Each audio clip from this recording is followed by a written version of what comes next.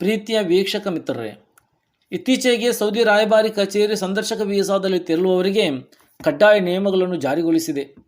ಈ ನಿಯಮಾವಳಿಗಳನ್ನು ಸರಿಯಾಗಿ ಪಾಲಿಸದ ಕಾರಣಗಳಿಂದಾಗಿ ಸೌದಿಗೆ ತೆರಳ ಬಯಸುವ ಸಂದರ್ಶಕರ ಹಣ, ಸಮಯ ವ್ಯರ್ಥವಾಗಿದೆ. ಹೊಸ ನಿಯಮ ಹೇಗಿದೆ ಅಂದರೆ, ವಿಸಿಟಿಂಗ್ ವೀಸಾ ಮೂಲಕ ಸೌದಿಗೆ ತೆರಳುವವರು VFSಗೆ ತೆರಳಿ ಬಯೋಮೆಟ್ರಿಕ್ ಅಂದರೆ ಫೋಟೋ ಮತ್ತು ಫಿಂಗರ್ ಪ್ರಿಂಟ್ ಕೊಡಬೇಕು.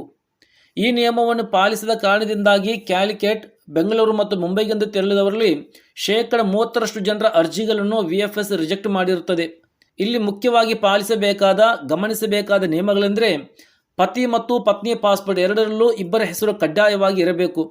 ಒಂದು ವೇಳೆ ಯಾರಾದರೂ ಒಬ್ಬರ ಅಂದರೆ ಪತ್ನಿಯ ಪಾಸ್ಪೋರ್ಟ್ನಲ್ಲಿ ಪತಿಯ ಹೆಸರು ಅಥವಾ ಪತಿಯ ಪಾಸ್ಪೋರ್ಟ್ನಲ್ಲಿ ಪತ್ನಿಯ ಹೆಸರು ಇಲ್ಲದಿದ್ದಲ್ಲಿ ಮ್ಯಾರಿಡ್ ಸರ್ಟಿಫಿಕೇಟ್ ಸೌದಿ ರಾಯಭಾರಿ ಕಚೇರಿಗೆ ದೃಢೀಕರಣ ಅಂದರೆ ಅಟೆಸ್ಟೇಷನ್ ಮಾಡಬೇಕಾಗುತ್ತದೆ. ಇನ್ನೊಂದು ಮುಖ್ಯ ಸಂಗತಿ ಏನೆಂದರೆ, ತಂದೆ ತಾಯಿ, ಪತಿಯ ತಂದೆ ತಾಯಿ ಅಥವಾ ಸಹೋದರ ಸಹೋದರಿಗೆ ವೀಸಾ ಅಪ್ಲಿಕೇಶನ್ ಹಾಕುವಾಗ ರಿಲೇಷನ್ಶಿಪ್ ಕ್ಲಿಯರ್ ಇರಬೇಕು. ಉದಾಹರಣೆಯಾಗಿ ಹೇಳುವುದಾದರೆ, ಮಗನ ಪಾಸ್ಪೋರ್ಟ್ನಲ್ಲಿ ತಂದೆ ಹೆಸರು ಹೇಗಿದೆ ಅದೇ ರೀತಿಯಲ್ಲಿಯೇ ತಂದೆಯ ಪಾಸ್ಪೋರ್ಟ್ನಲ್ಲಿ ತಂದೆ ಹೆಸರು ಅಕ್ಷರ ವ್ಯತ್ಯಾಸ ಇಲ್ಲದೆ ಇರಬೇಕು.